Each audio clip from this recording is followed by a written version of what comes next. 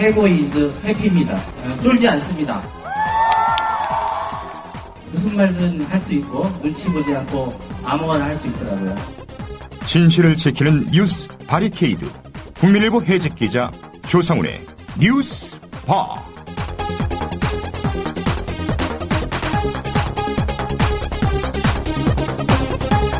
네, 조상훈입니다. 4월 22일 화요일 뉴스바입니다. 오늘로 세월호 참사 발생 7일째입니다. 밤사이 사망자 숫자는 늘었고 그만큼 실종자 숫자는 줄었습니다. 이 시각 현재 확인된 사망자 수는 87명, 실종자 수는 215명입니다. 네, 갈수록 정부의 재난구호 시스템과 위기관리 능력에 심각한 하자가 드러나고 있습니다. 초동대처는 미흡했고 부처들 간의 협업은 이루어지지 않았으며 재난대응 매뉴얼들은 결정적 순간에 멈춰버렸습니다. 현장에서 전해오는 소식이 그렇습니다. 진도에 파견되어 있는 김효진 PD와는 8시 40분경에 이야기 나눠보도록 하겠습니다. 네, 버락 오바마 미국 대통령이 내일부터 아시아 4개국 순방에 나섭니다. 우리나라에도 옵니다. 오바마의 가방 속에는 환태평양 경제 동반자 협정, 즉 TPP 관련 문서도 있는 모양입니다. 온갖 논란에도 불구하고 한미 FTA도 냉큼 받아든 우리 정부. 이번에도 도장 들고 대기 중입니다. 그런데 우리 사회 일각에서는 TPP가 체결되면 민중의 삶에 재앙적 위기가 닥친다는 주장을 하는 분들이 있습니다. 대표적으로 우석균 보건의료단체 연합 정책위원장이 그렇습니다.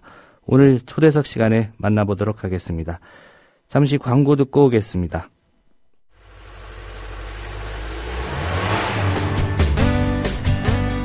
새로운 시작, 새로운 여행, 대한민국 투어. 대한민국 투어는 45인승, 28인승, 리무진 등 다양한 관광버스를 보유하고 있으며 최고의 서비스와 저렴한 가격으로 모든 차량을 이용하실 수 있습니다. 차량 문의는 1599-2686, 1599-2686. 여러분의 편안하고 안전한 여행길, 대한민국 투어가 함께합니다. 결혼식, 가족여행, 세미나, 네이버나 다음에서 대한민국 투어를 검색하세요. 45인승 리무진, 일반 버스, 35인승 버스, 28인승 리무진, 25인승 버스. 서울, 경기, 인천 어디서나 1599-2686. 안녕하세요. 참여연대 회원인 MBC 해직 기자 이용마입니다. 2014년 대한민국은 과거로 회귀하고 있습니다. 민주주의에 꽂힌 선거에 국가기관이 대대적으로 개입해 국민의 권리를 짓밟았습니다. 하지만 불법을 저지른 정부는 비판하는 사람들에게 오히려 종북딱지를 붙이고 있습니다. 경제민주화와 복지국가를 만들자는 국민과의 약속은 실종되고 공공부문 민영화가 국민의 동의 없이 강행되고 있습니다. 그래서 20살 청년 참여연대는 다시 신발끈을 묶습니다. 진실과 정의가 승리하는 나라, 권력이 국민에게 복종하는 나라, 특권층만이 아니라 대다수 국민이 행복한 나라를 만들기 위해 더 열심히 뛰겠습니다. 국민TV 라디오 청취자 여러분, 참여연대에 회원이 되어 함께 뛰어주세요. 세상은 저절로 좋아지지 않습니다. 회원가입은 홈페이지 www.peoplepower21.org 또는 전화 02-723-5300번을 통해 할 수 있습니다.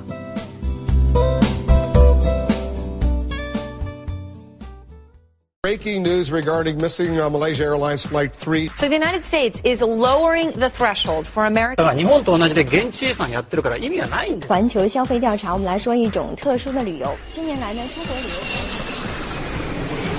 출근길 국제뉴스 브리핑 장혜림의 월드 리뷰.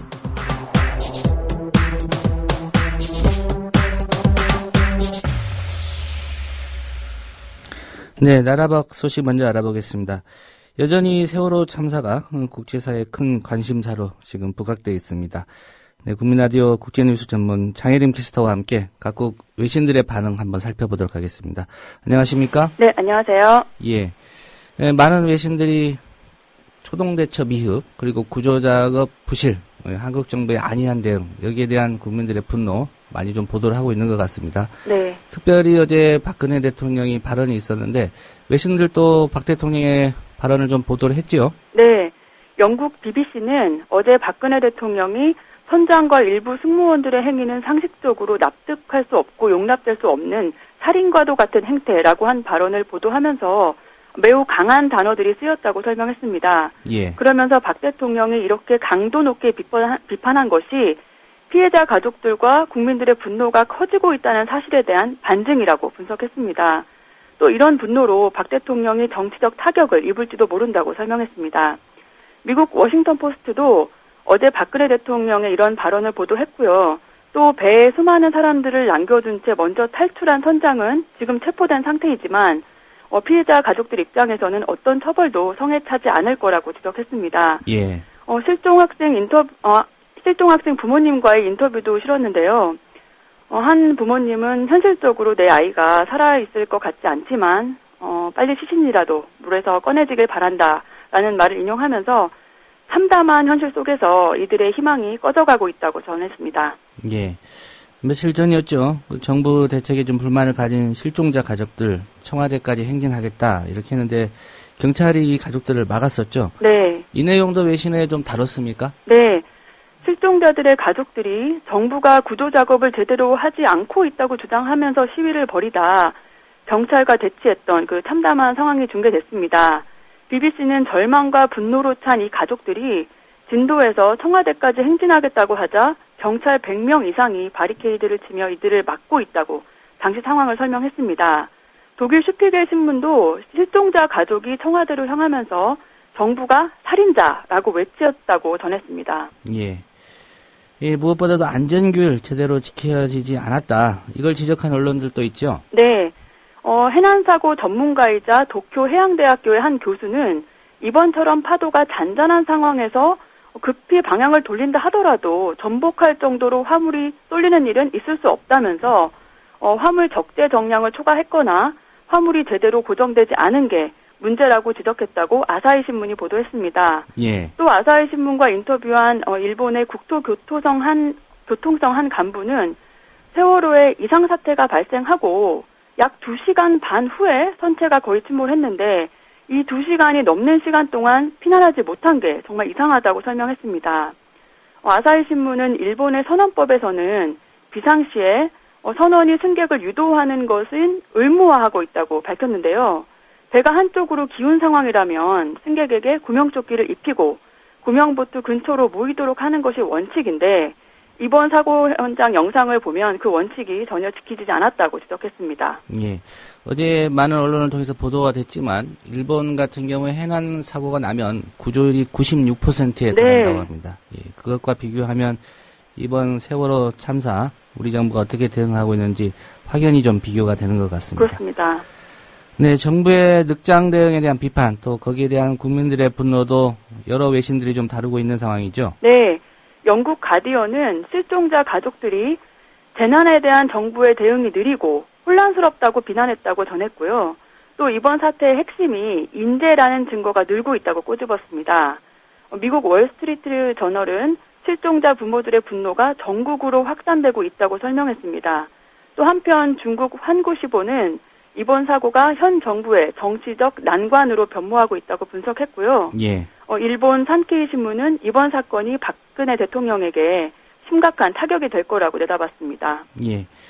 어제 잠깐 설명해드렸지만 25일이죠. 미국 네. 버락 오바마 대통령이 방한을 하게 되는데 이번 사고가 오바마 대통령의 방한에 좀 큰 부분 관련 발언도 할 것으로 좀 기대가 되는데요. 네. 예, 그런 보도들도 있죠. 네. 오바마 대통령은 이달 25일부터 26일까지 한국을 방문하는데요. 이번 방한이 고통을 겪고 있는 한국 국민과 유가족들을 위로하는데 가장 큰 의미를 둘 것으로 알려졌습니다. 오바마 대통령은 한국을 도울 수 있는 일이라면 무엇이든지 지원하라고 해군 등에 지시했다고 합니다. 예. 또 그는 단순히 한국의 동맹국인 미국 대통령으로서만이 아니라 두 어린 딸의 아버지로서 매우 안타까워하고 있다 이렇게 말하기도 했습니다. 예. 이 미국 국가교통안전위원회 같은 경우에 한국이 요청하면 사고 원인 조사 지원을 해주겠다 뭐 이런 네. 소식도 있는데요. 우리 정부가 뭐 자존심의 문제가 아니라 예, 사고 원인 정확하게 조사하고 또 구조를 좀 신속하게 추진하기 위해서라도 국제사회의 이런 도움들 좀 심각하게 고민하고 수용할 수 있기를 바라겠습니다. 네, 그렇습니다. 네, 오늘 소식 잘 들었습니다. 네, 감사합니다. 네, 장혜림 캐스터였습니다.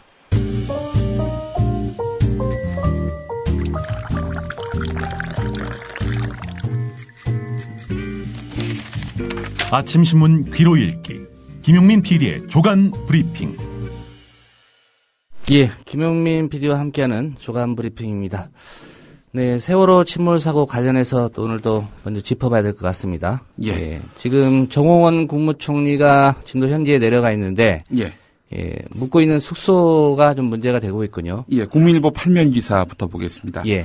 평소 같으면은 더 좋은 숙소라도 문제가 될 게 없겠지만 차가운 체육관 바닥에서 밤잠을 설치는 실종자 가족들을 생각하면은 이게 과연 총리가 할 일인가 싶습니다. 진도군이 운영하는 이 펜션은 현재 정부 측 인사들로 꽉 차서 방을 예약하기 힘든 그런 상황인 것으로 알려졌는데요. 예.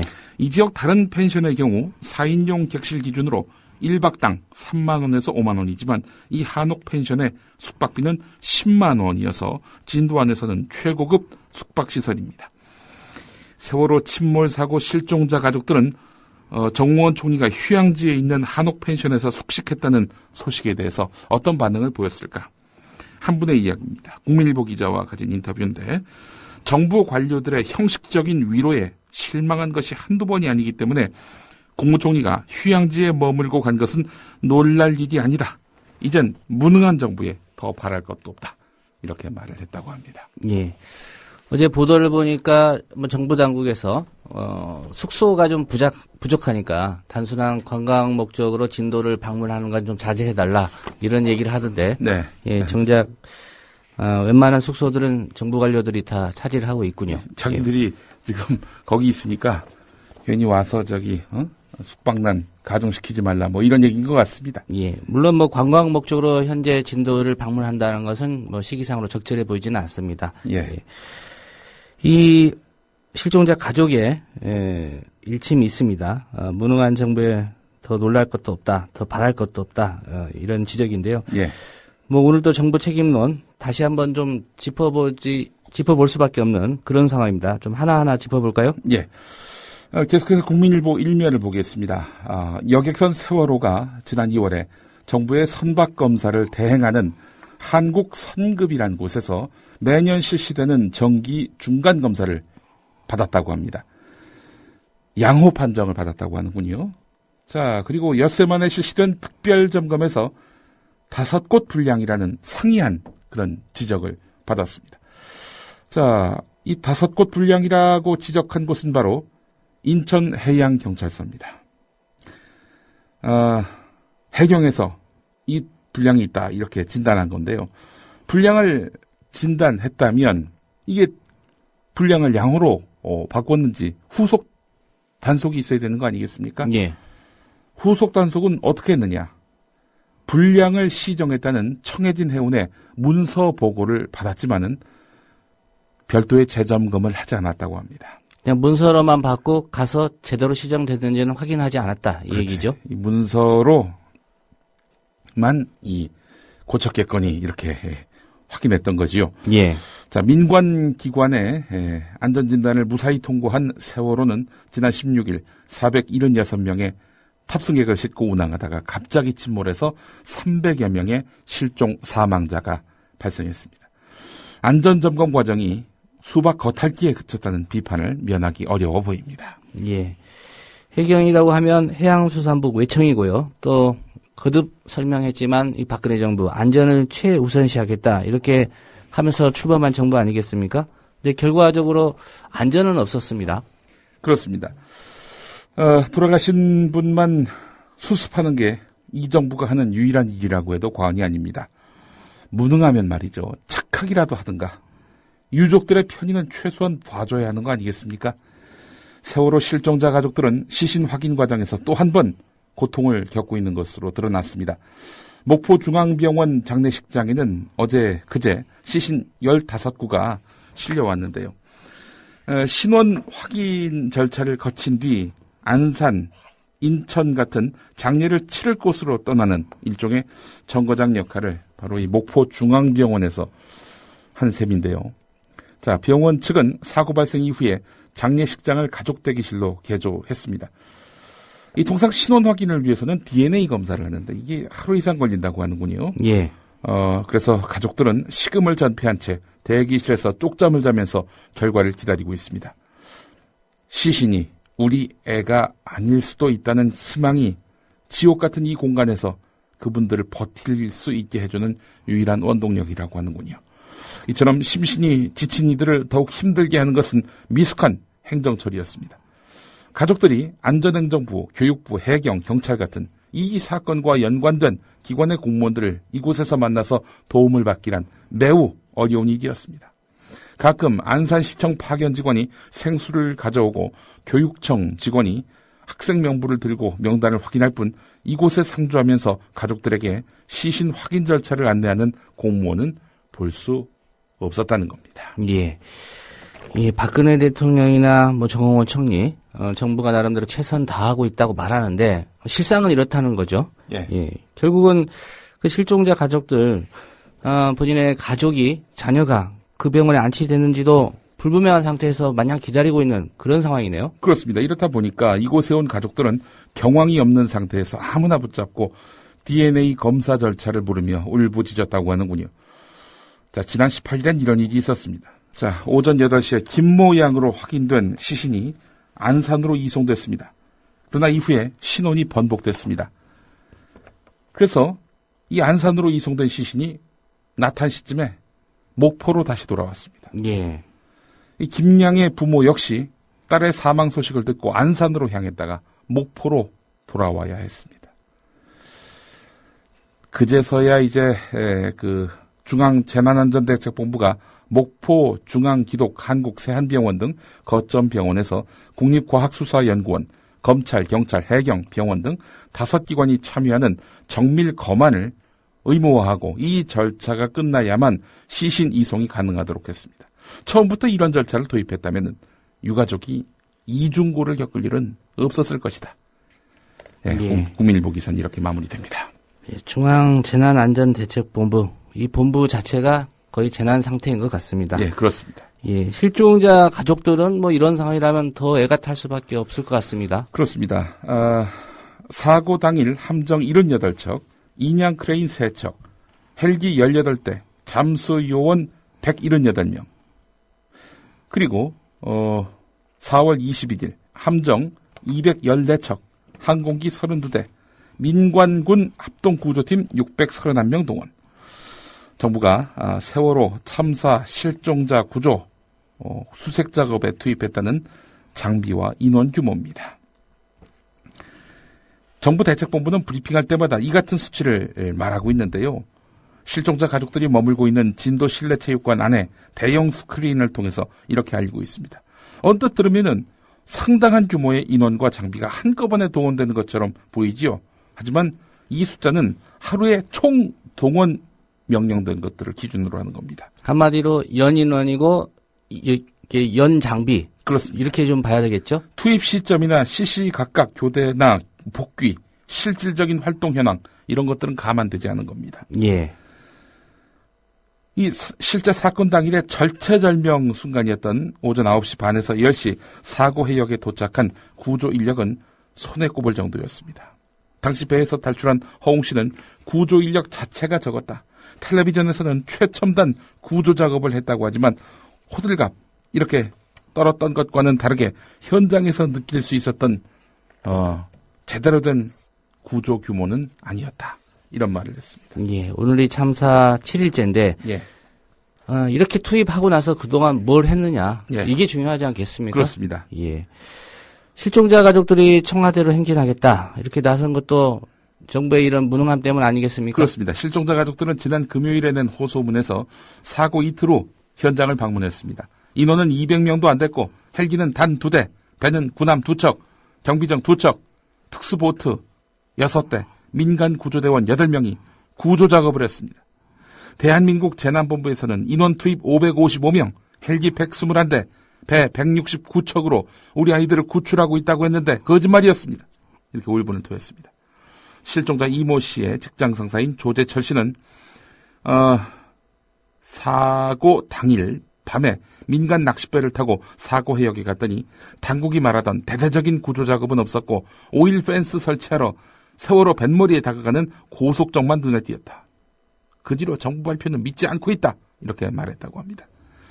이런 눈속임, 기만, 사술 왜 이러겠습니까? 자기들 책임 면하려는 거 아니겠습니까? 정부가 한 게 없습니다. 예. 결국 구조적인 문제점으로 보여지고요. 결국 중앙재난안전대책본부 여기가 문제 아니겠습니까? 예, 그렇습니다. 안전문외한이다. 한국일보는 이런 표현을 썼습니다. 8면에 관련 기사가 있는데요. 안전문외한인 중앙재난안전대책본부 국민에게 상처 준 거 말고는 한 게 없다. 이런 제목을 달았습니다. 예. 자, 안전행정부는 사고 첫날부터 재난 전문가가 아닌 행정관료 중심으로 중앙재난안전대책본부를 꾸렸습니다. 본부장 강병규 안전행정부 장관은 물론이고 차장인 이경옥 2차관도 안전관리 업무 경험이 없습니다. 총괄조정관인 이재율 안전관리본부장 역시 경기도 경제부지사를 지낸 행정전문가입니다. 이 때문에 재난관리 전문가들 사이에서는 현장에서 올라오는 구조 현황을 대통령에게 신속하게 브리핑하기 위해서 관료 중심으로 중대본을 꾸린 거 아니냐라는 지적이 나왔습니다. 이렇게 자기들이 만든 겁니다. 안전행정부가 소방방재청 주요 재난방재 인력들 배제하고 이 관료들이 다 차지한 거는요. 대통령에게 직접 보고할 수 있는 기회를 독점하기 위한 것이다. 이런 한 전문가의 말을 중앙일보가 지난 토요일자에 실은 바 있었죠. 예. 자, 이런 안이한 중앙재난안전대책본부는 그동안 구조자 숫자를 6명이나 정정하는 등 기본적인 업무에서조차 우왕좌왕하는 모습을 보였고 결국 재난총괄 업무에서 배제됐습니다. 중앙재난안전대책본부의 가장 큰 문제는 역할을 제대로 파악하지 못했다는 점입니다. 올해 2월에 재난 및 안전관리기본법이 개정돼서 붕괴나 침몰 사고 같은 사회재난은 안전행정부가 맡는 것으로 정리됐지만 막상 사고가 터지자 구조자 숫자만 집계하는 것도 제대로 집계한 것도 아니었죠. 재난피해 집계본부로 전락하고 말았던 겁니다. 예. 구조자 숫자를 6번이나 예. 정정한 그런 어처구니 없는 행태가 이어졌고요. 예. 예, 아무래도 이번 사고로 인해서 우리 정부의 위기관리 능력 지금 질타를 받고 있는데 예. 예, 박근혜 정부 역시 위기고요. 예. 이 위기를 탈출하기 위해서 누군가 희생양이 되는 거 아니냐 이런 분석들도 좀 나오고 있죠. 자, 이런 설들이 파다한데요. 이런 가운데 오늘 조선일보 일면을 보겠습니다. 선박 부실하게 관리한 해양수산부 마피아 전방위 수사 이런 제목입니다. 해수부 마피아 해양수산부 국토해양부 전현직 관료들을 말하는 겁니다. 박근혜 대통령이 어제 청와대 수석비서관 회의에서 민형사상 책임을 져야 할 대상으로 법과 규정을 어겨 사고 원인을 제공한 사람, 침몰 과정에서 의무를 위반한 사람, 책임을 방기했거나 불법을 묵인한 사람들이라고 했습니다. 그러면서 이런 일을 선사를 대표하는 이익단체인 해운조합에서 해왔다는 것도 구조적으로 잘못된 일이다. 해양수산 관료들이 38년째 해운조합 이사장으로 재직하고 있는 것 또한 서로 봐주기식 비정상의 그 관행이 고착되어 온 것은 아닌지 밝혀야 할 것이다. 이렇게 또 박근혜 대통령이 말했는데요. 하지만 대통령은 사과 한마디 없었습니다. 예. 해양수산부 관료 출신들이 이 사람들 때문에 이번 사고가 났다 이런 식의 인식을 하고 있는 거예요. 대통령이. 예, 이사장을 38년째 맡아오고 있다. 예. 예. 동아일보 역시 이 부분을 좀 지적을 한 것 같습니다. 네. 해수부 마피아를 거론한 다음 날 오늘자 사설에서 네. 이렇게 지적을 하고 있습니다. 네. 박 대통령 그걸 이제 알았나 이런 제목인데요. 예. 자, 박 대통령은 자리 보전을 위해서 눈치만 보는 공무원들은 반드시 퇴출시킬 것이라고 경고했으나 국민은 어리둥절하다.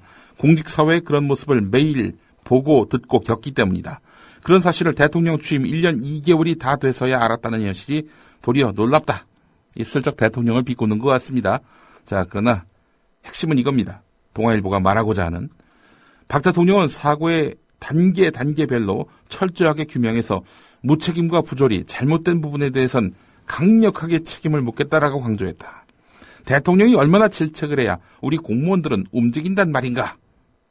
이런 내용으로 이제 글이 마무리됩니다. 대통령이 못난 참모를 만나서 고생한다는 인식을 주려고 애쓰는 조선일보, 동아일보입니다. 예. 한겨레 지면을 좀 살펴보겠습니다. 이 구조적 늑장 대응, 결국 청와대 책임이 크다, 이런 지적을 하고 있는 것 같습니다. 예. 일면에 관련 기사가 있는데 박근혜 대통령이 참사 발생 닷새 만에 정부의 위기 대응 시스템 부실과 재난 대응 컨트롤 타워의 부재를 비판한 건데요. 자, 박근혜 대통령 사고 발생 직후에 곧바로 해양경찰청장에게 전화를 걸어서 특수부대를 투입하라고 지시하고 오후에는 중앙재난안전대책본부를 찾아서 구조 인원에 왜 차이가 있느냐라고 질책을 했습니다. 다음날 실종자를 만나서 지시사항이 지켜지지 않으면 여기 사람들 다 물러나야 한다며 사고 수습 전면에 나서는 듯 했습니다. 이 같은 활동에 대해서는 저는 굉장히 비판적으로 봅니다만은 잘했다라고 보는 사람들이 야당 안에서도 있었단 말이죠. 예. 자, 그런데 그 이후에 무슨 일이 있었느냐. 대통령이 이렇게 추상같이 이 구조에 만전을 기하라고 현장을 찾아가면서까지 지시를 했는데 그 이후에 어떤 후속 조치가 있었느냐? 없었다는 겁니다. 그뿐이었다는 거죠. 청와대는 대통령의 사고 수습 행보 외에 정부 부처 업무를 감독하고 조율하는 기관으로서 사고 상황을 어떻게 파악하고 어떤 조처를 지시했는지 명확히 밝히지 않고 있는 것입니다. 청와대는 이와 관련된 질문에 답변을 피하고 있을 뿐 아니라 대통령이 최초 보고를 받은 시각도 공개하지 않고 있습니다. 자칫 이번 사건이 청와대 책임론 또는 청와대 역할 부재론으로 번질 것을 우려한 때문으로 보이는데요. 예. 한겨레는 그래서 일면에서 청와대 책임이 크다 이렇게 못 받고 있습니다. 예. 어제 일부 보도를 보니까 안행부가 사고 발생을 청와대에 한참 후에 문자로 최초 보고했다 이런 보도도 있었는데요. 예. 청와대는 몰랐다. 나중에 알았다. 청와대도 당했다. 못난 참모들 때문에 대통령이 고생하고 있다. 그런 알리바이들을 만들려고 하는 것일까요? 예, 지적하셨듯이 부처별 혼선 대단했었는데 이 과정에서 청와대가 나서 적극적으로 대처한 흔적을 또 찾아보기도 어려운 상황 아닙니까? 그렇습니다. 위기관리센터에 대해서도 청와대는 정보를 가장 빨리 받아 이를 대통령과 각 수석실로 전파하는 곳일 뿐 컨트롤 타워 기능을 하는 것은 아니다 라면서 또한 청와대가 이 역할을 하는 것은 아니다라고 선을 그었습니다. 실제 현재 청와대 위기관리센터의 재난 관련 인력은 안전행정부에서 파견 나온 행정관 1명뿐입니다. 결국 청와대 위기관리센터는 명칭만 위기관리센터일 뿐 국방, 안보 관련 사항 외에 재난과 관련된 신속한 지시를 내릴 전문 인력이 없습니다. 그래서 재난 상황에서는 별다른 역할도 없는 대통령 1인을 위한 보고센터의 성격이 더 짙습니다. 예.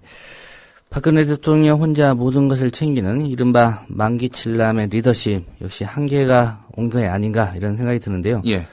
조정 능력보다는 하나하나 깨알같이 챙기는 어제 수석 비서관 회의에서도 무려 18가지로 분류를 해서 대통령의 지시사항을 이행하겠다고 챙기고 있다는데 이게 과연 적절한 리더십인가 좀 의문이 생기지 않을 수 없습니다. 아니 사실 같은 해양수산부 지붕 아래에 있는 해양수산부 본청과 외청이라 할 수 있는 해경 사이에서도 이야기가 서로 다른데 이 부처 간에 또 입장도 다르고요. 이 조정하라고 청와대가 있는 거 아닙니까? 그런 조정은 안 하고 뭔가 시컬컬한 부분에 간섭이나 하고 말이죠. 이 대통령이 제 역할을 못하고 있다. 그런 말도 나오더라고요. 대통령이 할 역할을 안 하고 영부인이 할 역할을 하고 있다. 대통령이 말이죠. 한겨레 지적도 그러합니다. 박근혜 대통령 특유의 이른바 깨알 지시는 큰 틀의 사고 수습과 시스템을 고민해야 할 청와대의 역할과 동떨어진 것이란 지적이 나온다. 지난 정부 재난 관리를 담당했던 한 인사는 예를 들어서 사고 발생 직후 생명 구조의 가장 중요한 초기 골든타임에서는 구조 작업의 우선순위를 찾아야 한다. 그런데 박근혜 대통령이 사고 발생 직후 특공대를 투입하라고 했다. 그러면 구조 현장의 모든 게 거기에 맞춰지기 마련이다. 당시 해경은 사고 지점을 뱅뱅 돌면서 특공대 투입 방법을 최우선적으로 찾기 위해 고민했을 수 있다. 구조해야 할 시간에 어떻게 대통령 각하가 특공대 투입하라고 했으니 이거 어떻게 투입시킬 것인가 이 고민하다가 골든타임 다 놓쳤을 수도 있다라는 지적입니다. 현장 상황을 정확하게 파악하지 못한 상태에서 대통령이 즉흥적이거나 인상비평 수준으로 지나치게 세밀한 부분에까지 지시를 내리면 오히려 상황을 더 큰 혼란으로 빠져들 수 있게 한다. 이런 지적입니다. 예. 이 청와대 위기 대응 시스템 참여정부 때와 비교하는 그런 얘기들도 있는 것 같습니다. 예. 참여정부 시절 NSC, 국가안전보장회의죠. 이 NSC 산하에 국가위기관리센터를 설치해서 청와대가 직접 대형 재난을 국가안보 차원에서 관리했던 것과는 상당히 다른 방식으로 변모되어 있습니다. 이명박 정부 들어서 국가안전보장회의 사무처가 폐지되면서 위기관리센터도 행정관급 위기정보상황팀으로 축소됐고 통일외교 군사 같은 안보 분야 기능만 청와대에 남겨뒀습니다. 이후에 박근혜 정부 들어서도 청와대 위기관리센터는 외교안보 분야 대응을 위주로 하고 비군사적 위기는 안전행정부가 맡는 시스템이 유지되고 있습니다. 이전 정부에서 고위직을 맡았던 한 이사는 청와대가 모든 일에 컨트롤타워 기능을 수행해야 되는 것은 아니지만 정부가 혼선을 빚고 있을 때 청와대가 나서서 교통정리를 해야 하는데 이번 일의 경우 사실상 뒤로 물러나서 질책만 하는 것은 청와대가 일 처리에 자신이 없거나 책임을 지지 않으려 한 행태로 보인다. 이렇게 비판했습니다. 예. 이 정권이 바뀔 때마다 정부 조직법이 개정이 되고요. 또 청와대 조직이 개편되는 거 보면 이 나라가 이게 대한민국이라는 체제로 지속돼야 되는데 네. 한 정권의 나라로 5년마다 바뀌는 것 같은 느낌이 드는데 글쎄 말입니다. 이번 시스템의 구멍 네. 뭐 그런 연장선상에 있다고 좀 봐야 될 것 같습니다. 그렇습니다. 지난 김대중 노무현 정부가 반드시 옳았다 이런 얘기는 아니죠. 하지만 쓸만한 시스템을 그 정부가 잘못됐기 때문에 다 부정해야 한다라는 식의 이런 사고방식을 갖고 있었던 이명박 박근혜 정부 책임을 안 물을 수가 없는 겁니다. 오늘 한국일보 이영석 논설위원회 잃어버린 10년의 허구와 비극이란 제목의 칼럼이 눈길을 끕니다. 예. 이명박 정부 인수위는 NSC 사무처를 폐지하고 NSC를 비상설 조직으로 바꿨다. 다만 종합상황실과 위기관리센터는 소속 인원의 대폭 축소 그리고 직급의 하향 조정에다가 6개월 후에 존속 여부를 다시 판단한다는 꼬리표를 달고 살아남았다. 이 와중에 노무현 정부 내내 만들어졌던 방대한 위기관리 매뉴얼은 어디로 갔는지도 모르게 됐다. 이명박 정부가 anything but law, 노무현이 아니면 뭐든 좋다는 이런 노선만 취하지 않았다면 정부의 위기관리 대응이 좀 더 탄탄해질 수 있었을 것이라는 아쉬움이 드는 대목이다. 만약 그랬다면 세월호 비극이 일어나지 않을 수도 있고 지금보다는 훨씬 신속하고 체계적인 대응으로 많은 인명을 구했을 것이라는 부질없는 가정도 해본다. 잃어버린 10년에 도취됐던 이명박 정부와 달리 박근혜 정부는 무조건 단절만 하지 말고 과거에서도 지혜를 얻었으면 한다. 세월호 비극이 가르쳐주는 교훈이다. 예. 이런 칼럼이었습니다. 이런 와중에서 정부 지금 제 역할도 못하고 있는데 실종자 가족들을 두 번 절망하게 하는 그런 행태를 좀 보이고 있죠. 예, 어제 이 시간에 잘 짚지 못했는데요. 경향신문 사설의 한 부분을 인용하겠습니다. 오늘자입니다. 엊그제 경찰은 청와대로 가겠다는 실종자 가족들을 막아서고 동영상 카메라를 동원해서 체증까지 했다. 실종자 가족들의 움직임을 잠재적인 범죄 행위로 간주한 이런 행태는 그 자체로 위법이다. 경찰관 직무집행법에는 범죄 행위가 목전에 행해지고 있다고 인정되거나 인명, 신체에 위해를 미칠 우려가 있을 때 그 행위를 제지할 수 있다는 규정은 있지만 어디 이 경우인가? 시간적, 장소적으로 근접하지 않은 다른 지역에서 집회 참가자를 차단하는 것은 위법이라는 대법원 판례도 있는데 청와대에서 무려 384km나 떨어진 진도대교에서부터 실종자 가족들의 피 맺힌 절규를 물리력으로 뭉개버린 경찰의 오만방자함이 놀랍기만 하다. 경찰은 또 실종자 가족들이 머물고 있는 체육관 안에도 사복경찰을 배치해 동태를 감시하다가 들통이 나서 거센 비난을 받았다. 어린 아들, 딸을 찾지 못해서 울고 있는 가족들에게 진심 어린 위로를 해도 시원찮을 판에 힘으로 누르고 몰래 감시나 하는 따위에 정신 나간 짓을 했다니 믿어지지 않는다.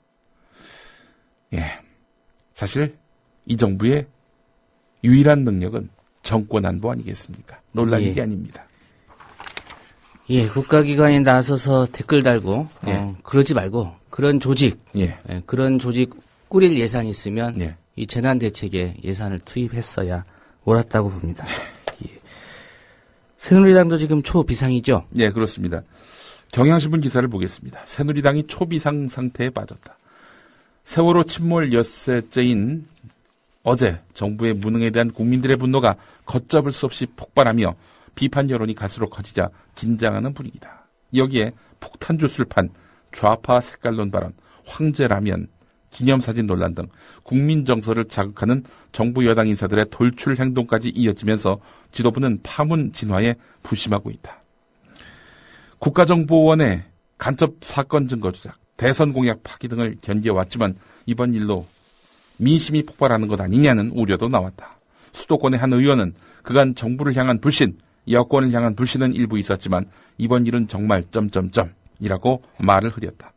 2010년 지방선거 당시 천안함 사건 때보다 더 악재가 될 것이라는 관측도 있다. 당시엔 북한이라는 외부 요소로 분노가 표출되는 구조였지만 이번 사건에서는 무능한 정부가 국민적 분노의 대상으로 지목됐다는 것이다. 당내에서는 6.4 지방선거에 미칠 악영향을 걱정하면서 끙끙 앓고 있다. 한 광역단체장 후보 측은 이래서 지방선거 본선을 어떻게 치르겠느냐라고 말했다. 예, 자나깨나 선거 걱정인 새누리당입니다. 예. 그 걱정의 한 절반 정도, 아니 딱 10%만이라도 국민의 안전에 관심을 갖는 여당이라면 나라가 이 꼴이 되지는 않았을 겁니다. 예, 선거 걱정 때문이었을까요? 어제 정몽준 의원 아들 한마디로 좀 망언인데 예. 본인이 직접 나서서 어쨌든 아버지로서 좀 부덕의 서치다 이런 관점에서 사과를 했죠. 예. 아들이 무슨 글을 썼느냐. 비슷한 사건이 일어나도 이성적으로 대응하는 다른 국가와 다르게 우리나라 국민들은 대통령이 가서 최대한 수색 노력을 하겠다는데도 소리 지르고 욕하고 국무총리한테 물세례를 한다. 이는 국민 정서 자체가 굉장히 미개한데 대통령만 신적인 존재가 돼서 국민의 모든 요구를 충족시키기를 기대하는 게 말도 안 되는 것이다. 국민이 미개하다 이런 얘기지요. 예. 예. 참. 아주 미개하다라는 표현 또 한번 못을 박았습니다. 국민이 모여서 국가가 되는 건데 국민이 미개하니까 국가도 미개한 거 아니냐 이렇게 말을 했습니다. 이건 뭐 실언이라고 말할 수 없는 겁니다. 이건 망언입니다. 말 그대로. 자, 이런 가운데 일간 베스트 저장소 1배 회원이 경찰에 덜미가 잡혔습니다. 명문대 출신이라고 하는데요. 예. 세월호 침몰 사고 실종자를 성적으로 모욕하는 글인데 이 기사에 잘 안 나와 있는데 제가 찾아봤습니다. 무슨 내용이었냐면요. 산소가 희박해져가는 배 안에서 집단으로 XX가 있을 것 같지 않느냐. 성적으로 모욕하는 글이라고 제가 말씀드렸죠. 배 안에서 집단으로 XX가 있을 것 같지 않느냐. 정신 나간 자입니다. 한마디로. 명문대 졸업생이라고 또 알려져 있죠. 공부 잘하면 뭐합니까? 이렇게 쓰레기가 되는데 말이죠. 예. 오늘 여기까지입니다. 예, 새누리당 권은희 의원, 권은희 의원의 실종자 가족을 선동꾼으로 매도했던 그 파문도 좀 전해지고 있는데요. 예. 정말 우리 사회 공직자들 뭔가 좀 각성하는 그런 계기가 필요한 것 같습니다. 아니, 기본적으로 남의 아픔에 공감할 수 없는 사람들이 사이코패스에 이르기 쉽다라고 말씀드렸죠. 공감할 수 없는 사람들입니다. 저는 이렇다고 봅니다. 예. 김용민 PD의 조간 브리핑이었습니다.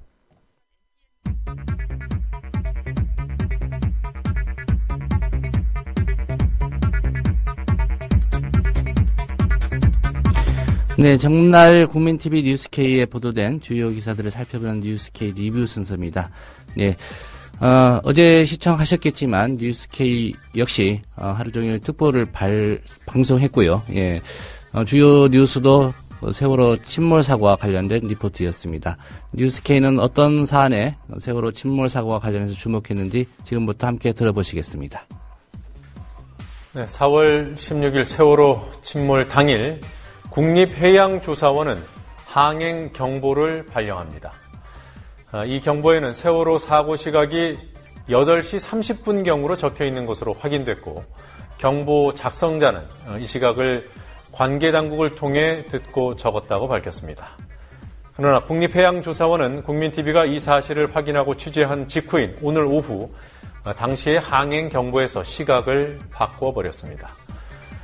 그리고 사고 원인이 정확히 규명되지 않은 상황이 이어지자 사고 발생 시점에 대한 의문도 커지고 있습니다. 공식적으로 발표된 세월호의 사고 신고 시각은 16일 8시 55분이고 이것보다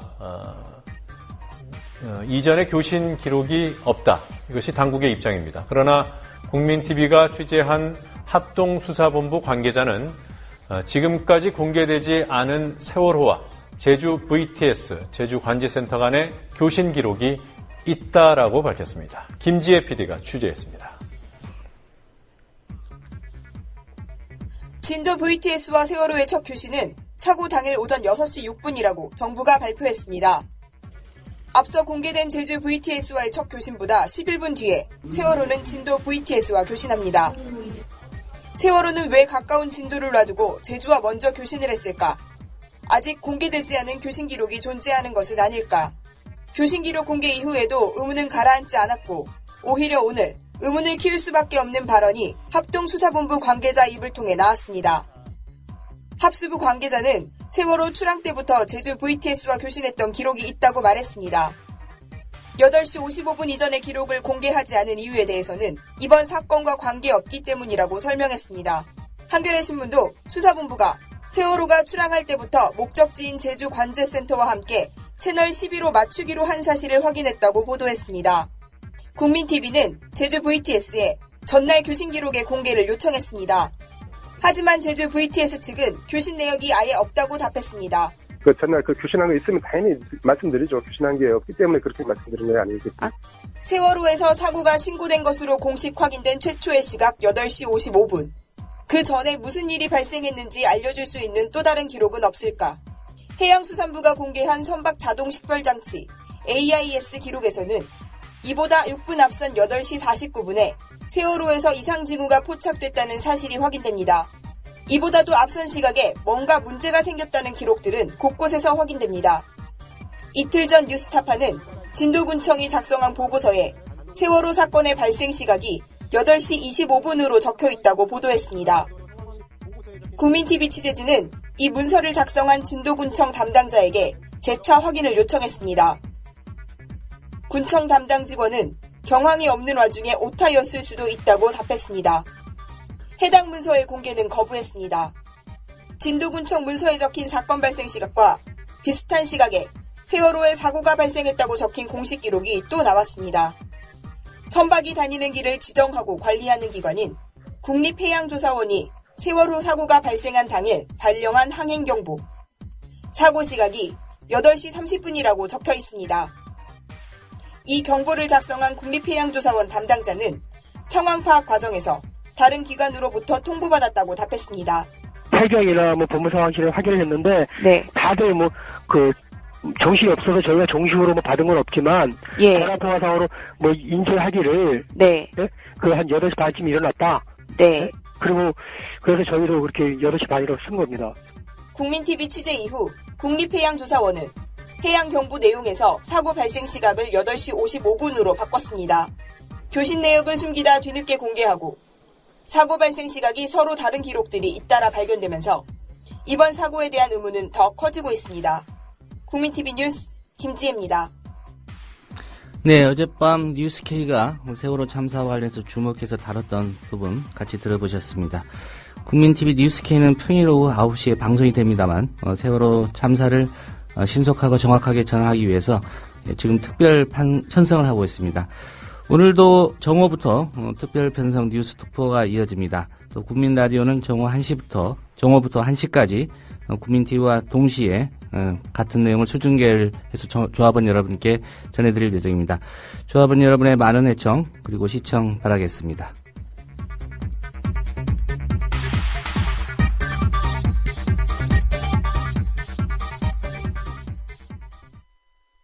사람은 곧 하늘이다.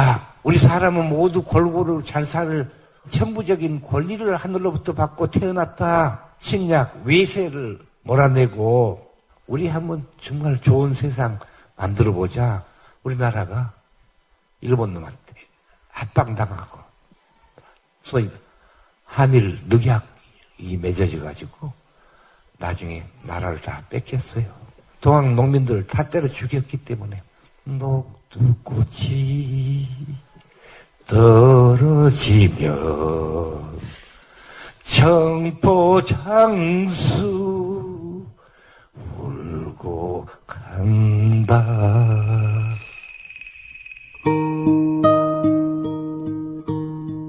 농림부 장관을 지냈던 김성훈 미디어 협동조합 초대 이사장의 말이었습니다. 미완으로 끝난 동학농민운동. 그러나 아직 끝나지 않았습니다. 미디어 협동조합 건설로 맥을 이어갈 수 있습니다. 정의롭고 평화로운 세상을 갈망하는 민주 시민의 꿈. 미디어 협동조합 건설로 연결고 있습니다. 국민점TV에 접속하셔서 조합원 가입하기를 클릭하심으로 동참해 주십시오. 좌절하기엔 아직 이릅니다.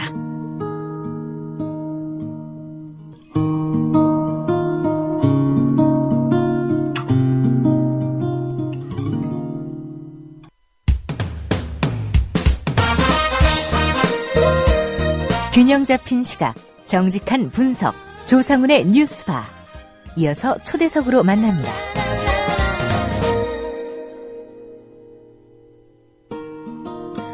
네, 세월호 침몰 참사로 참으로 나라 전체가 위중한 국면입니다. 그런데 사회 경제적인 먹구름도 지금 어마어마하게 다가오고 있습니다. 오는 25일이죠. 바락 오바마 대통령이 방한을 하게 되는데요. 환태평양 경제 동반자 협정, 줄여서 TPP라고 합니다. 이 문제를 논의할 것이라는 전망이 우세합니다. 예, 여러 시민사회단체가 걱정을 하고 있는데요. 한미 FTA가 종양이라면 이것은 암덩어리라는 비유도 나오고 있습니다. 네, 오늘 이 문제 좀 짚어보도록 하겠습니다. 우석균 보건의료단체연합의 정책위원장 만나서 이 얘기 들어보도록 하겠습니다. 우 위원장님 나와 계시죠? 예, 안녕하십니까? 예. 우선 청취자들께서 좀 궁금해하실 것 같습니다. 환태평양 경제 동반자 협정, 이게 한미 FTA와는 또 어떤 차이가 있고 구체적으로 이게 우리나라의 경제 사회적으로 갖는 의미 어떤 건지 좀 짚어주시겠습니까? 환태평양 경제 동반자 협정은 일단 12개국하고 FTA를 한꺼번에 맺는 것이고요. 예, 한마디로 다자간 그 자유무역 협정이군요. 예. 한미 간의 FTA를 수준을 높이는 것을 포함해서 그 한국과 일본, 한국과 캐나다, 한국과 멕시코, 한국과 뉴질랜드, 한국과 오스트레일리아 이런 식으로 12개 국가의 FTA를 맺는 것이기 때문에 특히 한국과 일본이 포함되는 FTA라서 그 점이 한미 FTA와는 다르고요. 또 다른 점은 한미 FTA에서 미국이 생각할 때 충분히 이행되지 못한 이런 부분들에 대해서 이번에 TPP를 체결하는 전제 조건으로서 한국이 FTA의 협정을 보다 완전하게 이행할 것, 이런 형태로 해서 몇 가지 정도가 아니죠. 상당히 여러 가지를 미국이 한국 정부에게 강요할 것이라는 점. 예. 그 외에 또 TPP의 조항이 한미 FTA보다 수준이 높기 때문에 그런 점이 또 미국으로부터 강요될 것이라는 점, 이런 점들이 TPP와 한미 FTA가 좀 다른 부분입니다.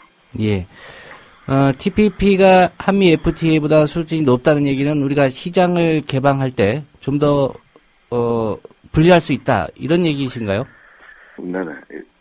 일단은 서두에 말씀드렸습니다만 미국이 생각할 때 이미 한미 FTA를 맺었는데 이 한미 FTA를 맺은 부분의 이행이 한국이 충분하지 못하다라고 올해 3월 13일 날, 즉 한미 FTA 협정 발효 2주년에 발표를 한 게 있거든요. 이 부분에 대해서 충분히 다 이행을 해라, 그래야만 TPP에 들어올 수 있을 것이다라고 발표를 한 바 있는데요. 예. 대표적으로 현재 자동차 수입에 있어서 한국이 미국에게 한국의 저탄소 자동차 이런 탄소 배출량의 규제, 이런 부분들을 규제를 하고 있는데, 이런 부분들을 이제 제거할 것이라든가, 또 한국의 금융 정보를 이제 미국으로 가져가려고 하는데, 이 부분에 대해서 금융정보에 대한 안전성을 보증하라든가, 그거 외에 미국에서 유기농으로 인정된 부분들은 한국에서도 같이 인정을 해줄 것, 이런 부분들을 TPP 가입의 전제 조건으로 요구를 하고 있습니다. 예. 미국은 지금 한국을 포함해서 일본까지 다 TPP에 가입하기를 좀 바라고 있는 것 같고요. 우리 정부 입장에서도 TPP에 가입하는 게 유리하다고 그렇게 판단하고 있는 건가요? 한국 정부야 한미 FTA도 마찬가지였습니다만 FTA 자체를 무조건적으로 사실상 한국의 경제 영토를 늘리는 것이다. 한국이 전 세계적으로 FTA를 가장 많이 체결했기 때문에 경제 영토는 가장 넓다. 이런 식으로 보고 있기 때문에 12개 국가와 하는 것에 대해서 많은, 심지어는 산업 부문, 경제단체 쪽에서도 우려를 표하는 부분이 있지만, 예. 그대로 강행을 할 것 같습니다. 예. 국민들 입장에서는 우리나라가 이 TPP에도 가입을 하게 되면, 일상생활에 어떤 변화가 올지 이게 좀 관심일 것 같은데, 대표적으로 국민들 생활에서 좀 어떤 결과가 초래될지 좀 예견되는 부분들이 있습니까? 방금 말씀드린 것처럼 이제 미국 자동차가 더 많이 수입이 되고요. 예. 따라서 한국 자동차가 덜 팔리겠죠. 그런 부분이라든가, 금융정보만 하더라도, 한국의 금융정보가 미국으로 넘어간다라는 얘기는, 미국에서도 한국의 금융정보, 즉, 한국에서 신용정보라든가, 자기 자신이,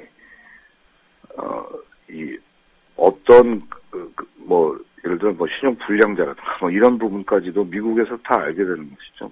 예. 그런 부분이라든가 미국의 GMO는 한국의 GMO랑 달라서 약 170개 정도의 농업 첨가물, 여기에는 농약이라든가 이런 부분도 들어가는데요. 그런 부분들이 첨가가 돼도 미국에서는 유기농이라고 인정을 하는데요. 예. 그런 부분들을 한국에서도 한국에서 별도의 검사 없이 미국에서 유기농이라고 인정되면 한국에서 그냥 유기농이라고 인정을 해야 된다든가, 라는 그런 한미 FTA 조항이 강화되는 그런 게 변화가 될 것 같고요. 예. 그거 외에도 이제 TPP 자체가 한미 FTA보다 높은 규정들이 있습니다. 문제는 가장 큰 것은 한미 FTA 규정보다 높은 TPP가 있으면 그건 TPP가 적용이 되고, 또 12개 국가랑 하다 보니까 한미 FTA보다 낮은 규정도 있을 수 있거든요. 예. 근데 그거는 또 한미 FTA가 높은 부분은 한미 FTA가 인정이 되는. 즉, TPP와 한미 FTA의 최악의 조합이 한국에서는 적용될 건데, 조금 더 말씀드리자면, 예를 들어 TPP 같은 경우에는 의약품 특허뿐만이 아니라 의료기술 특허가 들어있어요.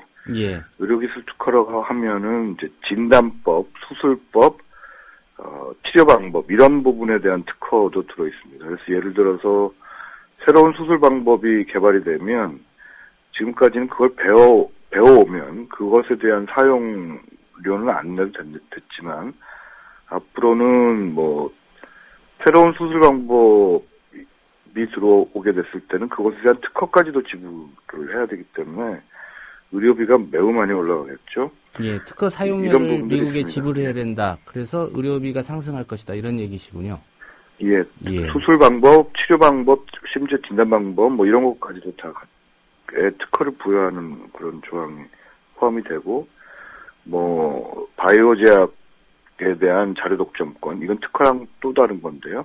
그게 현재는 5년인데, 미국은 12년을 주장하고 있고, 아마 8년 정도로 체결될 것 같은 그런 예상이라고 하는데요. 이렇게 되면 약값도 더 올라가겠죠. 예. 말씀하신 일상생활의 변화 중에 미국 자동차가 국내 시장에서 더 팔릴 것이라는 얘기, 그리고 우리나라 국민들의 금융정보가 미국으로 넘어갈 거란 얘기. 국민들 입장에서도 이거 부정적으로 볼 수 있겠지만, 해당 산업계에서도 이런 정도라면 좀 반대 입장 아닐까 싶은데, 그 업계의 반응은 어떻습니까? 특히 일본 자동차의 한국 수입 대해서는 그 자동차 업계에서 일부 반대가 있는 것으로 알고 있고요. 예. 그렇긴 하지만 매번 등장하는 그런 논리들, 즉 한미 간의 안보 협력이라든가 이런 부분들을 위해서는 TPP는 체결돼야 된다. 이런 논리가 이번에도 그 오바마 방한 때 많이 논의가 될 것 같습니다. 특히 이제 미국 같은 경우 TPP를 그 대중국 중국에 대한 한미일 동맹 강화 뭐 이런 그 내용으로 판단을 하고 있기 때문에 예. 한국의 안보를 위해서는 그 TPP를 체결해야 한다. 뭐 몇 가지의 경제적인 문제, 경제적으로 뭐 손해를 볼 수 있다 하더라도 한미 간의 뭐 동맹을 강화해야 된다. 이런 논리를 가장 강조할 것으로 보입니다. 예. 외신 보도를 보니까 뭐 일본 역시도 경제를 좀 희생하는 대신에 안보에 있어서 미국에 좀 우산을 더 강화하는 그런 측면에서 TPP를 접근하고 있다는 분석이 있는데 우리나라 역시 좀 마찬가지 상황이다 이런 말씀이시군요. 예, 그 TPP의 가장 큰 걸림돌이라고 지금까지 예상됐던 것이 그 일본과 미국 사이의 농업협정이었는데요. 예. 농업 부분의 협상이었는데 아베 총리가 그 5개의 농업 부문, 즉 그 쇠고기, 돼지고기, 유제품, 쌀, 밀, 뭐 이런 부분에 관해서는 꼭 지키겠다라고 이제 국민적 약속을 했거든요. 예. 뭐 그 외에도 뭐 ISD를 안 받겠다라든가, 뭐 의약품에 대해서는 꼭 지키겠다든가 이런 약속을 했었는데 나머지 약속들은 다 없어진 지 오래고요. 농업의 5개 부분에 대해서는 꼭 지키겠다고 약속을 했는데 오늘 아침에 보도를 보니까 그 5개 중에 3개, 즉 쇠고기, 돼지고기, 유제품 이 부분에 대해서 관세를 대폭 낮추는 것에 합의를 사실상 한 것으로 그렇게 보도가 되는 것으로 봐서 예. TPP가 연내 타결될 그럴 가능성이 매우 높아진 것으로 보입니다. 예. 이 TPP 가입 여부가 박근혜 정부가 추진하고 있는 각종 공공부문의 민영화라든가 또 규제 완화 여기에 오히려 힘을 더 실어줄 것이다 이런 분석도 있던데 맞는 지적입니까? 예, TPP에는 한미 FTA에 들어가지 않은 조항들이 있는데요. 그게 국영기업에 관한 조항입니다. 이것을 대표적인 독소 조항이라고 보고 있는데요. 예. 국영기업이 그 사기업 부문보다 더 그 강력한 규제를 할 수 없다라는 그런 내용의 규제가 들어가고요. 또 하나는 규제 수렴이라고 해서 규제 일관성이라고 해서 외국과 그 한국이 12개 국가와 한국이 규제를 일관화해야 되고 규제를 같은 형태로 계속해서 이 규제를 수렴하도록 그러니까 전체 국제 규제 수준하고 같이 맞추도록 하는 부분들이 있어서 가뜩이나 이제 규제 완화를 규제는 암덩어리 뭐 이런 형태로 해서 추진을 하고 있는 박근혜 정부에게 있어서는 TPP가 큰 도움이 될 것이라고 보이고 국영기업도 마지막 남은 부분들 예를 들어 한전이라든가 전기, 가스, 철도 이런 부분들에 대해서 TPP를 핑계 삼아서 민영화를 그 외에 이제 뭐 건강보험이라든가 이런 부분들의 민영화를 추진하는데 예. TPP를 이제 핑계 삼을 가능성이 더 커질 것이라고 봅니다. 예. 우석균 위원장님 의사신데요. 이 국경 없는 의사회 TPP 반대 운동 벌이고 있다고 알고 있습니다. 특별히 그 의료 민영화 이 부분과 좀 관련해서 그런 입장이신가요? 국경 없는 의사회가 TPP를 반대하는 이유는 이 TPP 조항 중에 일반 의약품을 그러니까 특허를 더 연장을 하고 일반 의약품 가격을 더 높이는 규정들이 포함되어 있어서 그런데요. 예. 이 부분이 어떤 것이냐면 예를 들어서 이 일반 의약품 제네릭 가격 특허 기간이 늘어나고 특허 기간이 늘어나게 되면은 이제 값싼 제네릭 의약품, 그러니까 복제 의약품이 이제 생길 수 있는 그 판매되는 기간이 이제 느려지기 때문에 국경 없는 의사회 같은 경우는 인도에서 값싼 제네릭 약품을 그 수입을 해서 사서 전 세계에 가난한 사람들에게 나눠주는 그런 것인데, 심지어 TPP는 인도에 그 값싼 제네릭 약품을 생산하게 하는 그런 조항을 무력화하는 조항들이 들어있거든요. 예. 똑같은 돈이 있으면 그 돈으로 10명을 살릴 수 있는 그런 약을 살 수 있는데, TPP가 통과가 된다면, 심지어 인도는 TPP에 포함되어 있지 않은데도 그걸 무력화시킬 수 있는 조항이 들어가 있어서, 지금 현재 인도의 값싼 복제품을 생산할 수 있는 그런 조항을 여러 개발도상국들이 수입하려고 하고 있는데요. 그런 조항을 자기네 나라에도 도입하려고 하고 있는데, 예. 그들의 확산을 막을 수 있기 때문에 국경 없는 의사회가 사람들을 더 살리려면 TPP는 체결돼서는 안 된다라고 이야기를 하고 있고, 특히 이런 의약품 분야에 대해서는 교황청, 최근에 이제 프란치스코 교황이 이런 그 자유무역 협정의 문제에 대해서 계속 이야기를 하고 있는데, 교황청도 TPP에 대해서 매우 큰 우려를 표명할 정도로 심각한 문제입니다. 예.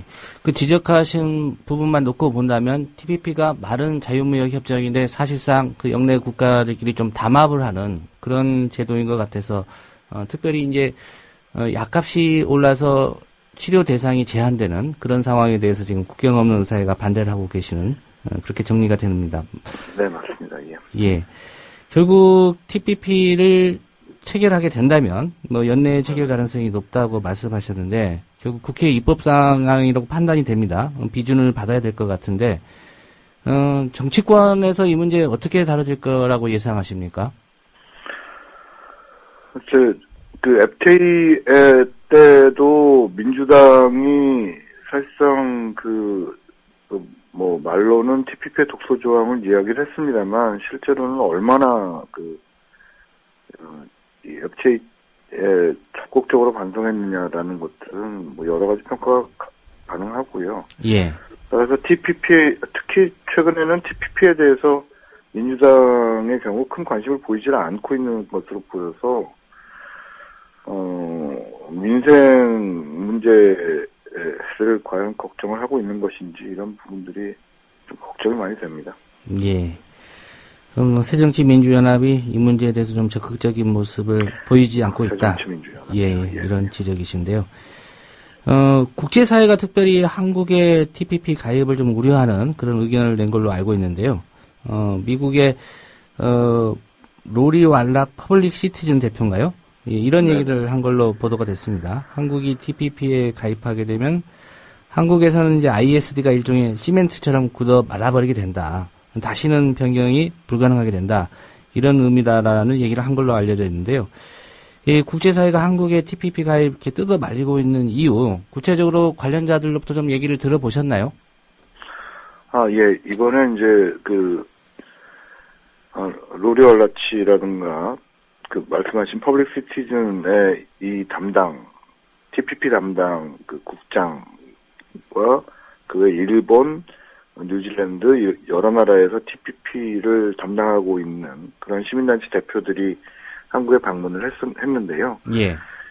이분들이 한 얘기가, 한국 같은 경우 한미 FTA를 이미 체결했는데 TPP를 또 체결하는 거는 지금 말씀하신 대로 여러 나라에서 사실상 ISD는 안 받아들인다든가 또는 ISD를 어느 정도 개정한다든가 이런 부분들을 아예 못하게 하는 효과가 있기 때문에, 예. 한국 정부 ISD 재협상을 말로는 이제 이야기를 했었는데, 그런 부분들이 완전히 물 건너가게 될 거고, 또 앞에 말씀드린 것처럼 한미 FTA와 TPP 중에 나쁜 부분만 골라서 하게 되는 최악의 국가가 될 것이라서, 한국이 한미 FTA에 들어오게 되는 것은 이득은 없고 손해만 보게 될 것이기 때문에, 한국이 왜 TPP에 가입하려고 하는지 알 수 없다. 이런 얘기들을 많이 했습니다. 예. 이 안보와 경제 놓고 안보를 챙기는 대신에 경제를 좀 희생할 수도 있다. 이런 판단을 우리나라 정치권이 할 수도 있다는 우려를 하고 계시는데 어쨌든 시민사회단체 그리고 야권이 이 문제에 대해서 좀 더 관심을 가져야 될 것 같습니다. 네, 오늘 말씀 잘 들었습니다. 예, 감사합니다. 예, 지금까지 환태평양 경제 동반자 협정 가입 문제와 관련해서 보건의료단체연합의 우석균 정책위원장과의 인터뷰였습니다.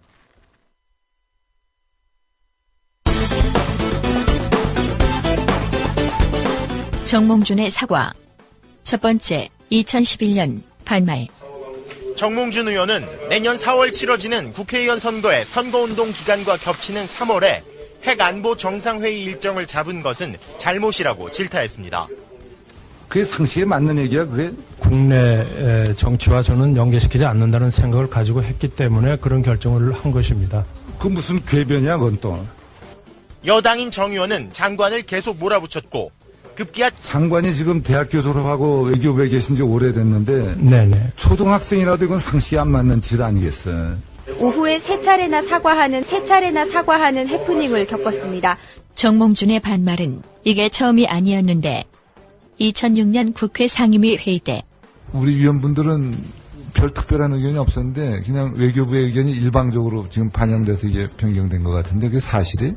아니 그런 건 아닙니다. 사실 아니야. 지금 모른다고 그러는데 왜 자꾸 딴소리해? 아닙니다. 저 위원장님께서 너한테 물어봤냐 내가 지금? 너한테 물어봤냐 내가 지금? 정몽준의 사과. 두 번째, 2008년 성희롱. 정 후보는 오늘 오전 보도자료를 통해 그런 질문은 안 했으면 좋겠다며 어깨를 툭 치려다가 얼굴에 닿은 것일 뿐 어떻게 자신의 아내까지 함께 있는 자리에서 성희롱을 했겠느냐고 해명했습니다. 아니, 성희롱과의 법적 주장을 하고 있는데요. 어떻게 생각하십니까? 다른 지역 오셨는데? 올라. 커지면서 정 후보는 결국 해당 언론사를 찾아가 사과했습니다. 본인은 아니었으나 김 기자의 마음에 상처를 준 것에 대해 진심으로 사과했고 김 기자도 저희 사과를 받아들였습니다. 한나라당 정몽준 후보는 MBC 여기자 성희롱 논란과 관련해 비록 본의는 아니었지만 당사자의 마음에 상처를 준 것에 대해 진심으로 사과한다고 말했습니다.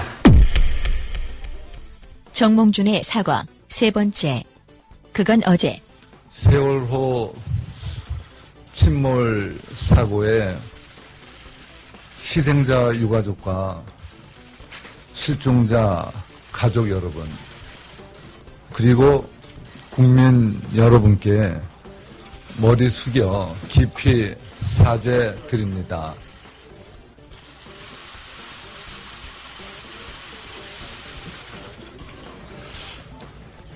제 막내 아들의 철없는 행동에 아버지로서 죄송하기 그지 없습니다. 저희 아이도 반성하고 있지만 이 모든 것이 아이를 제대로 가르치지 못한 저의 불찰입니다. 이번 일로 마음에 상처를 입으신 유가족과 실종자 가족 그리고 국민 여러분께 다시 한번 진심으로 사죄드립니다. 가상으로 꾸며본 아들과 아버지의 대화. 그게 상식에 맞는 얘기야, 그게? 아버지, 그냥 애국심 차원에서 쓴 말이었는데. 초등학생이라도 이건 상식에 안 맞는 짓 아니겠어. 아버지, 이렇게 된 거 부부 그만두시고 2조 원 어치 주식을 그냥 갖고 계세요. 그 무슨 궤변이야, 그건 또.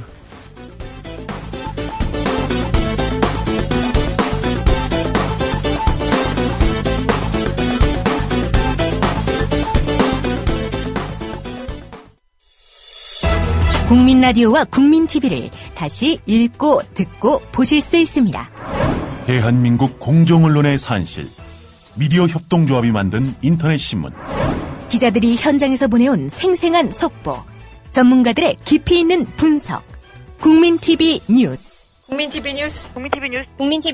공정 뉴스의 관문, news.국민.tv. 지금 접속하세요.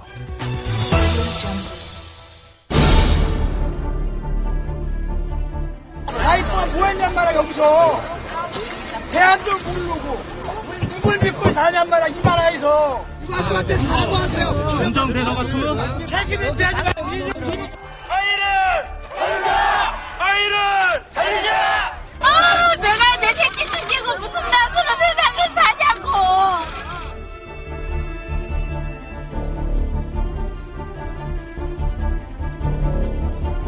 네, 실종자 가족들의 절규였습니다.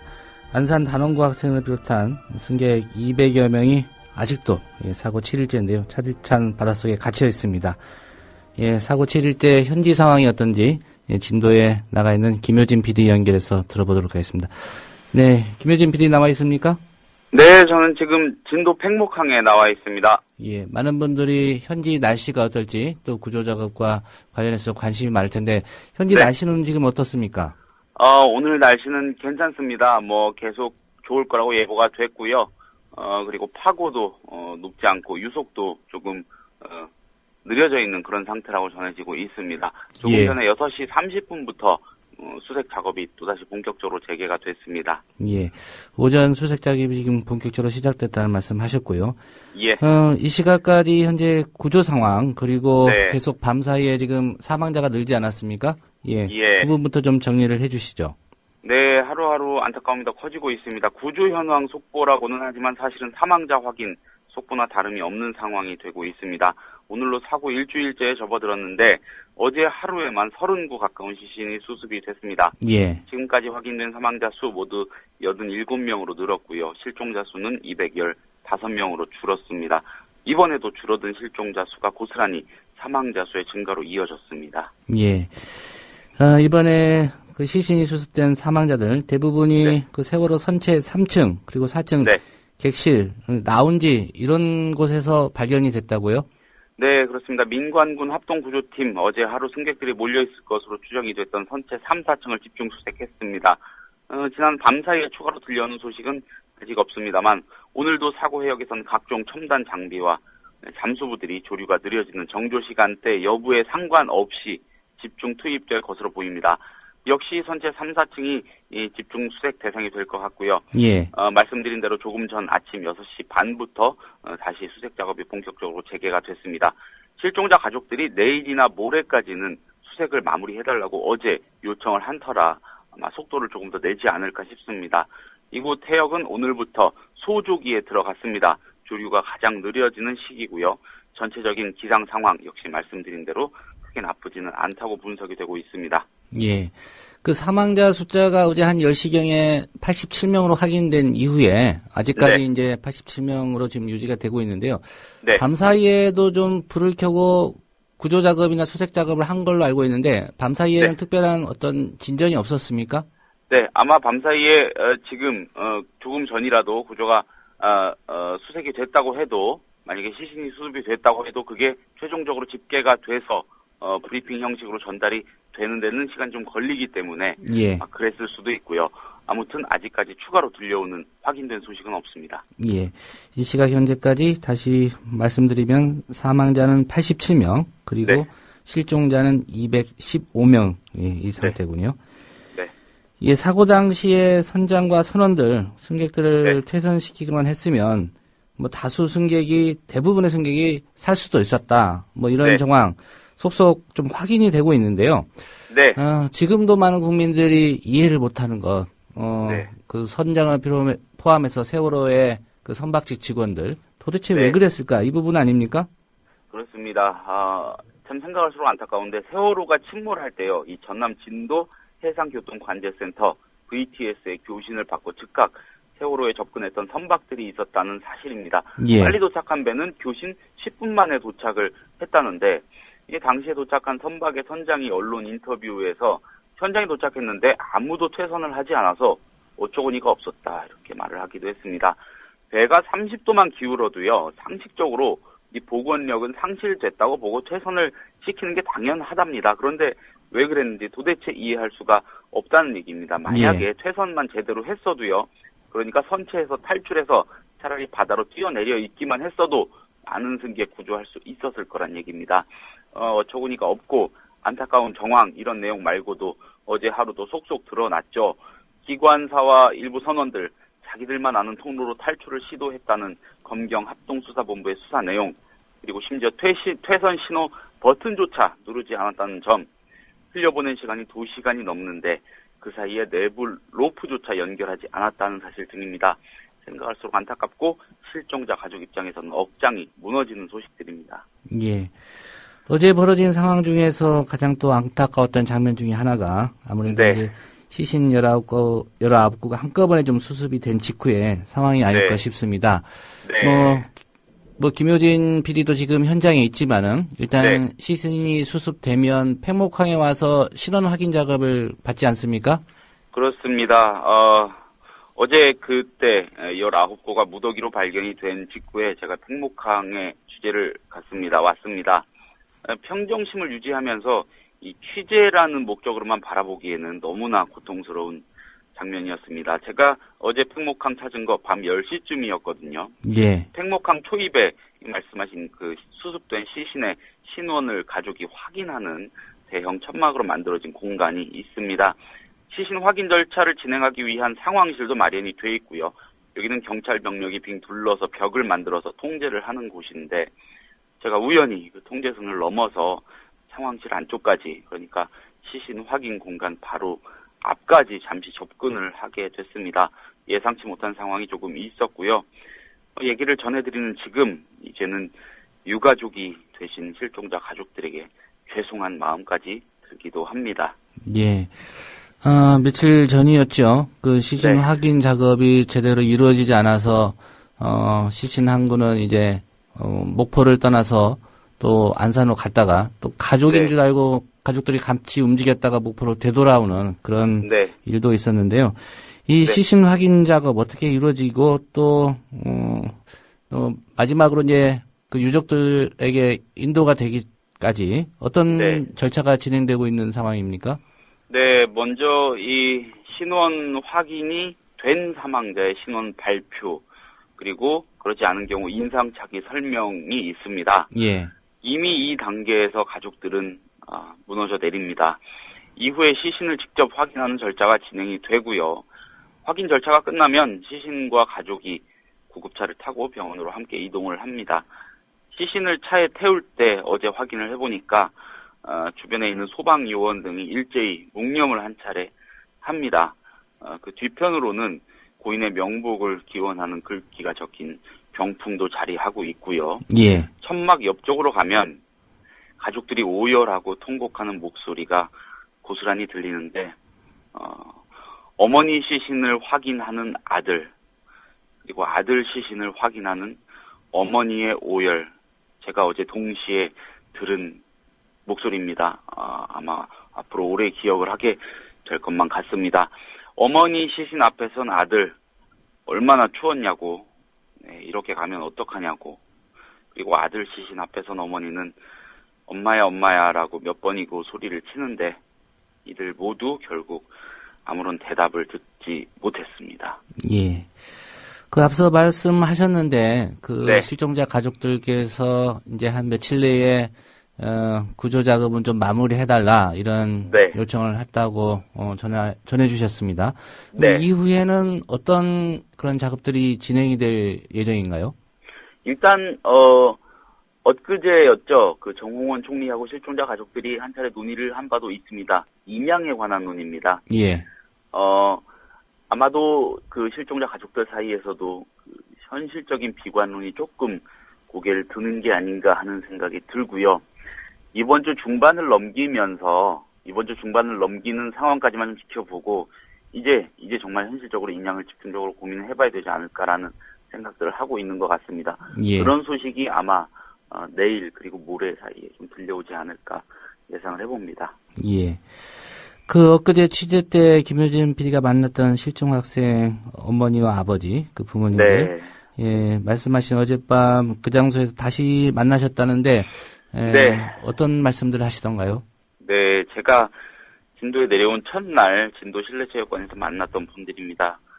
침몰이 본격적으로 시작돼서 통신이 끊기기 직전에 아이와 주고받은 문자를 보면서 슬퍼하던 분들인데, 당시에 제가 취재를 하려고 접근을 하니까 강하게 거부하면서 자리를 뜨시기도 했거든요.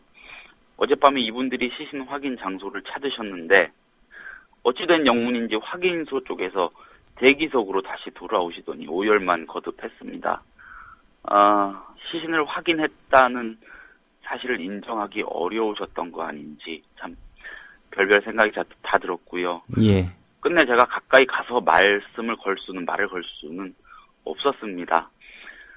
경찰이 빙 둘러서 벽을 치고 있다고 말씀을 드렸죠. 예. 제 앞에 있던 21~22살쯤으로 보이는 경찰 한 명, 안경을 살짝 벗고 눈물을 훔치는 모습도 기억이 납니다. 아무래도 군복무 중인 의경이었을 것 같은데요. 예. 네, 그렇습니다. 본래 꿈쩍도 해서는 안 되는 그런 상황 아니겠습니까? 네, 흐르는 눈물을 주체하지 못한 것 같습니다. 경찰이 이 벽을 둘러친 상황을 어떤 유형의 상황이든 취재한 적이 덜어 있었는데 그 경찰이 눈물 흘리는 장면은 처음 봤습니다. 예, 이런 장면들이 이번 사고의 모든 것을 말해주는 듯한 느낌을 받았고요. 예. 그곳에 어제 제가 20분 정도 머문 것 같습니다.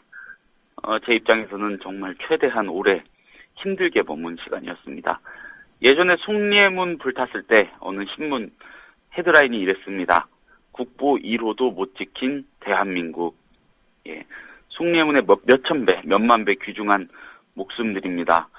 그들을 우리가 지키지 못한 거고요.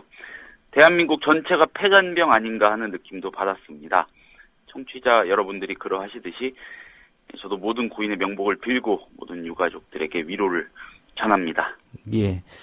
사실 그 바리케이트 비슷하게 치고 있는 그 경찰의 눈물 또 취재하는 현장에서도 김효진 PD 역시 심적으로 많은 괴로움을 느꼈을 텐데요.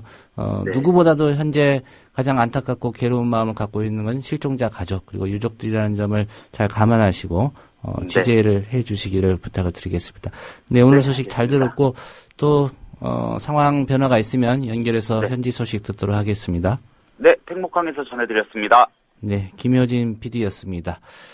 예, 오늘이 사고 7일째입니다. 내일이면 꽉 채워서 일주일이 되는 시점인데 갈수록 좀 희망이 작아지는 게 아닌가 하는 그런 안타까움이 더해지고 있습니다. 오늘 뉴스바가 준비한 소식은 여기까지입니다. 지금까지 김용민 PD가 제작에 수고해 주셨고요. 저는 조상훈이었습니다. 내일 오전 7시 30분에 다시 오겠습니다. 들어주신 여러분 고맙습니다. 국민 라디오 지지하는 4가지 방법 아시나요? 다운로드하기, 별점 주기, 댓글 달기, 구독하기. 국민 라디오를 보다 많은 이들에게 전할 수 있는 가장 손쉬운 방법. 다운로드하기, 별점 주기, 댓글 달기, 구독하기. 잊지 마세요. 다운로드하기, 별점 주기, 댓글 달기, 구독하기.